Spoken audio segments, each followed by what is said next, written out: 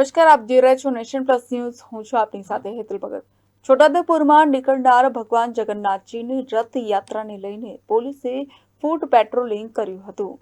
છોટાઉદેપુર નગરમાં આગામી દિવસોમાં ભગવાન જગન્નાથજીની રથયાત્રા નીકળનાર છે, ત્યારે રથયાત્રાના કાર્યક્રમને લઈને પોલીસે વિવિધ વિસ્તારમાં ફૂટ પેટ્રોલિંગ કર્યું હતું. નગરમાં કાયદો અને વ્યવસ્થાની પરિસ્થિતિ જળવાઈ રહે અને કોઈ અનિચ્છનીય બનાવ ન બને તેના માટે પોલીસે વિવિધ વિસ્તારમાં ફૂટ પેટ્રોલિંગ કર્યું હતું. છોટાઉદેપુર પોલીસ મથકના પીઆઈ અરુણ પરમાર સહિત પોલીસ સ્ટાફ ઉપસ્થિત રહ્યો હતો.